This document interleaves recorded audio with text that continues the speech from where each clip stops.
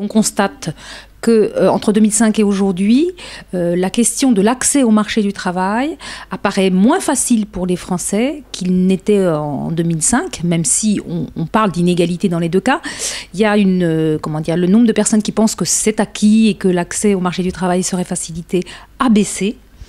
Et l'autre résultat aussi plutôt négatif, c'est que les gens sondés disent que les inégalités salariales se seraient accrues depuis 2005.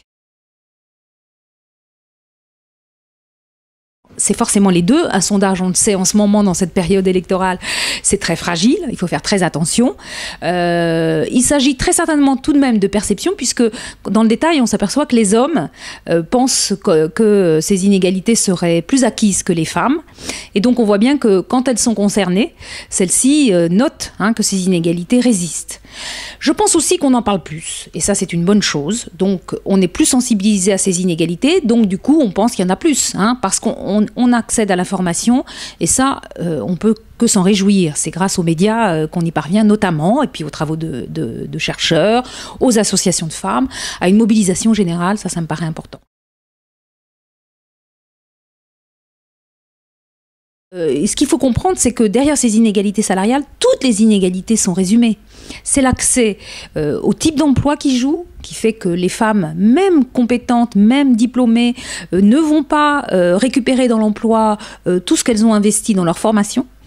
C'est aussi le fait de travaux qu'on a fait sur la valeur du travail, où on constate que, et ça c'est très difficile à mesurer, même si ça a un impact important, que des femmes sont plutôt reléguées dans des emplois à prédominance féminine, les hommes y tout, dans des emplois à prédominance masculine, mais que ces emplois n'ont pas tous la même valeur. Et dans notre société, ça paraît normal, naturel, qu'une femme soit là pour vous soigner, pour vous éduquer, pour vous chouchouter toute votre vie, et notamment à la vieillesse, pour vous assister quand vous êtes un patron, etc., ou pour nettoyer.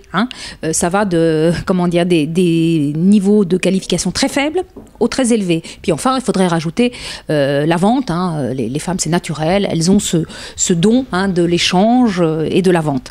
Et donc, à travers ces stéréotypes qui datent d'il y a longtemps sur l'éternel féminin, eh bien, ces métiers qui sont aujourd'hui si importants, je pense au service à la personne, sont extrêmement féminisés. C'est du 99% de femmes dans les services à la personne. Est-ce bien normal? D'autant plus que ces métiers sont peu reconnus. Est-ce que ce sont des vrais métiers d'ailleurs?